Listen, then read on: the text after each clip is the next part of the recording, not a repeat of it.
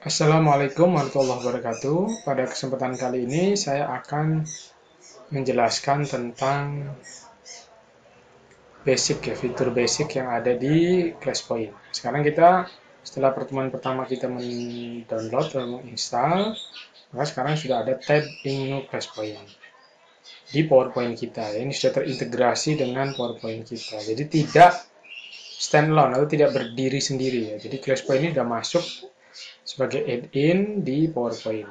Jadi ketika kita buka PowerPoint, maka di sini akan ada tambahan tab ClassPoint. Sekarang yang ingin saya jelaskan adalah fitur dasar. Ya, jadi memang fitur utamanya adalah interactive quiz, dan kemudian juga ada leaderboard. Nah, untuk fitur dasarnya kita akan belajar tentang annotation setting. Nah, annotation setting ini berguna pada saat kita menjelaskan. Jadi, meskipun dalam versi free-nya itu hanya 5 slide, itu 5 slide itu untuk yang interactive quiz-nya. Tetapi untuk yang lainnya itu berjalan seperti biasa saja. Nah, jadi tetap bisa digunakan untuk yang annotation setting-nya ini. Sekarang kita coba ya. Misalkan kita ingin menjelaskan jawaban dari suatu soal. Jadi yang pertama kita akan ke menu slideshow, kita klik slideshow-nya. Klik slideshow. Nah, di sini kita lihat di bawah ini ada toolbar bawaan atau toolbar tambahan dari ClassPoint. Seperti saya jelaskan pada seminar sebelumnya, jadi kalau kita sebenarnya memang di PowerPoint sudah ada tambahan atau default bawaan dari PowerPoint untuk anotasi ya melalui ini pointer option ini bisa. Tetapi dengan adanya ClassPoint ini membuat kita lebih mudah. Kenapa? Karena di sini ada toolbar bawaan. Nah, kita juga bisa pakai laser begini ya, untuk menjelaskan misalkan gitu ya sebagai pointer gitu. Jelaskan atau misalkan kita nanti mau menulis gitu, dengan menggunakan warna biru misal di sini ya. Ini bisa kita tulis misalkan di sini ini kita tulis misal contoh soal gitu ya. Nah, ini memang paling enak kalau nulisnya kita pakai pen tablet ya. Sekarang juga di marketplace tersedia pen tablet dengan harga yang terjangkau. Maksudnya di bawah 500.000 itu ada ya. Oke, sekarang kita lihat. Ini untuk contoh soal gitu kita tulis. Nah, ini nggak pakai pen tablet pun bisa ya, pakai mouse bisa, tapi agak kerepotan kalau pakai mouse. Selanjutnya misalkan kita ingin memberi highlight. Nah, ini bisa kita klik, kita beri highlight di sini. Highlight bisa kita seperti ini ya. Yang penting dari soal itu, nah, maaf ini agak kurang rapi. Nah, seperti ini. Kemudian berikutnya kita juga bisa menghapus dengan klik eraser ini. Kita bisa hapus seperti ini. Jadi ini dengan sangat mudah sekali. Ini fitur basic yang pertama adalah annotation. Saya sering melakukan ini karena ini akan sangat bermanfaat ketika mengajar, apalagi secara online ya. Bahkan ketika di kelas pun ya saya tidak perlu ke papan tulis gitu, bisa dari sini saja kita menjelaskannya. Oke, misalkan juga sebenarnya kita akan menjawab, misalkan jawab ya. Nah, seperti ini. Jawab misalkan di sini kita bisa menulis ulang seperti ini gitu. Nah, kemudian kita bisa misalkan ingin memberikan penekanan pada angka atau pada teks tertentu, kita bisa ganti misalkan mau pakai warna merah gitu ya. Nah, kita hapus dulu misalkan ini kita hapus, kita ganti warna merah. Nah, maka kita bisa tulis di sini warna merah. Nah, mungkin ini lalu kita beri penekanan misalkan apa. Jadi tidak perlu membawa spidol warna-warni gitu ya. Misalkan kita yang lain mau pakai warna hitam ya di sini ya. Misalkan hitam. Nah, ini kita bisa tuliskan misalkan seperti ini. Nah, ini nanti mungkin Bapak Ibu bisa lebih rapi lagi ya.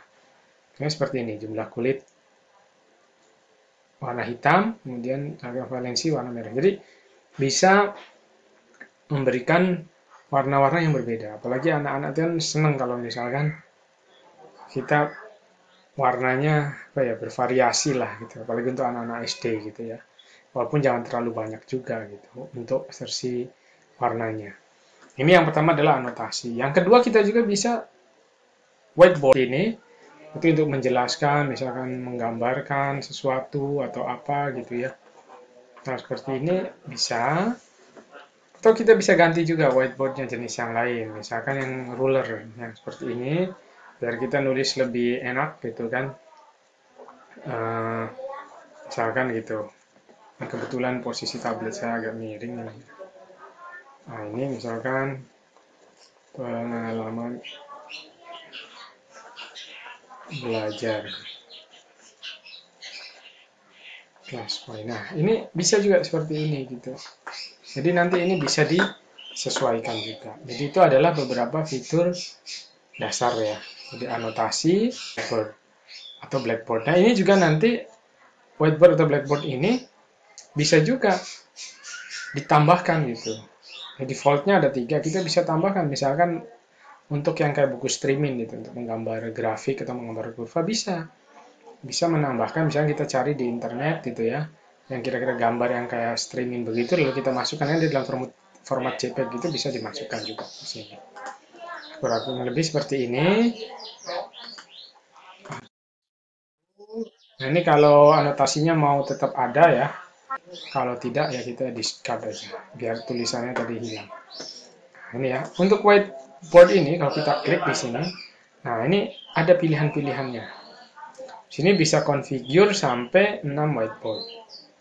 Ya. Nah ini kalau kita klik use an image, jadi kita bisa menggunakan gambar nanti itu. Jadi tinggal diklik saja, cari tadi gambar yang bagus gitu ya, yang berkaitan dengan seperti streaming tadi itu, streaming ya, buku streaming itu bisa juga kita masukkan di sini. Jadi kita sekali lagi bisa menambahkan jenis dari kertas yang mau kita gunakan ya dengan cara tadi. Diklik di sini lalu use an image. Termasuk kalau mau remove juga bisa.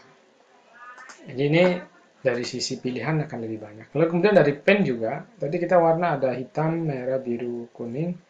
Nah, kita juga bisa misalkan menambahkan, misal ingin warna hijau gitu misal, seperti ini bisa gitu ya. Di sini sampai 5. Atau yang ini mau kita ganti misalkan, atau ini jangan warna kuning gitu ya. Kalau warna kuning di whiteboard kan kurang terlihat, misal mau pakai warna ungu misal. Nah ini bisa. Jadi ini bisa kita setting-setting di sini. Jenis whiteboard dan jenis penanya. Nah berikutnya yang juga bisa kita lakukan, fitur basic berikutnya adalah kalau kita mau di slideshow, di sini ada poll ya, ada quick poll, ada kemudian pick name, dan ada leaderboard. Nah jadi nanti pada pertemuan ketiga, saya akan ajarkan bagaimana nanti siswa itu masuk ya ke dalam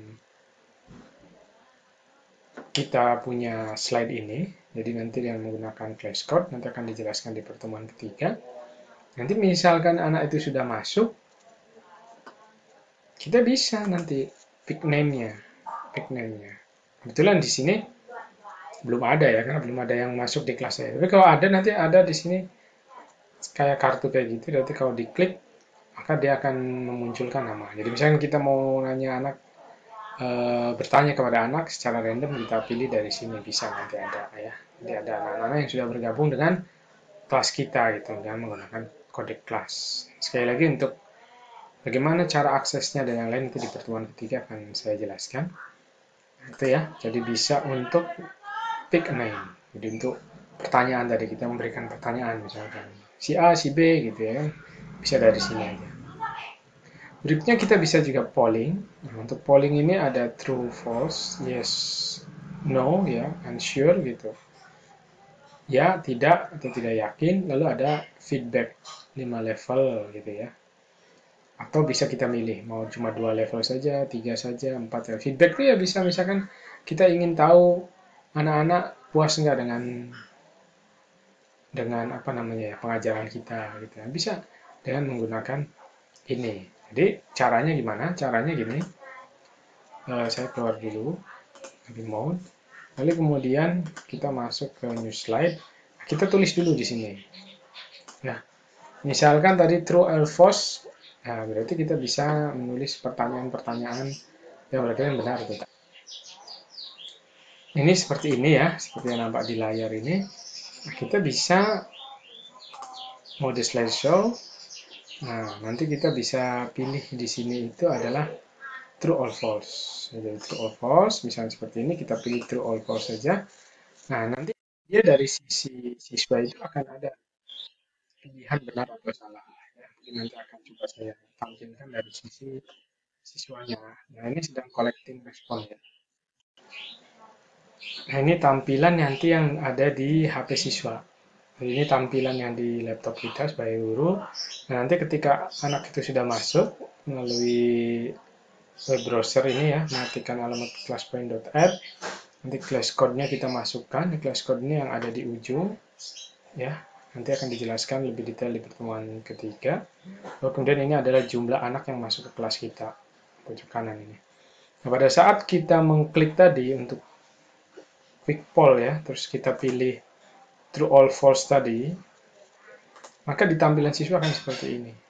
Ya, jadi anak diminta menjawab apakah matahari terbit dari timur itu benar atau salah. Nah, kalau dia memilih true benar, nanti ketika diklik warnanya jadi hijau dan anak nanti submit. Jadi ini tampilan yang ada di ponsel anak-anak atau di laptop anak-anak ya.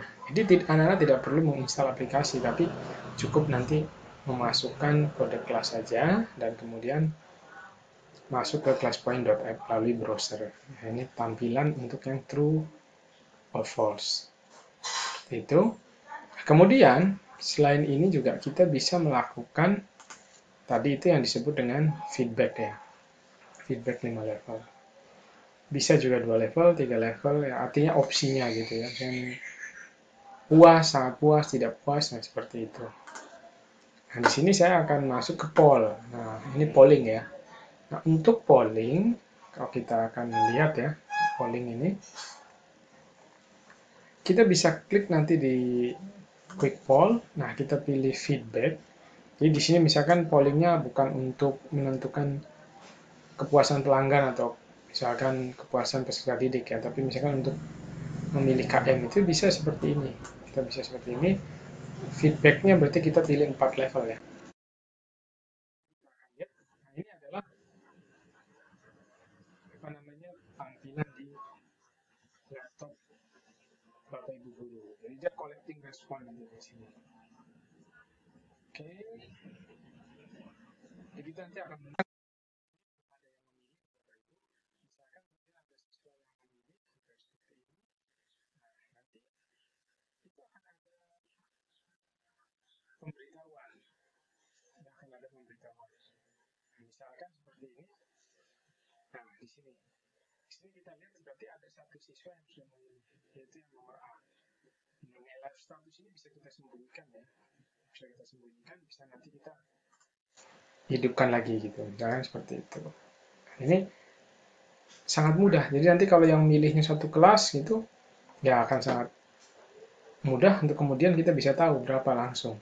Tidak perlu pakai kertas satu-satu lagi untuk dibagikan ke anak. Ya. Cukup dengan polling ini, kita bisa melakukan pemilihan KM di kelas dengan sangat mudah sekali.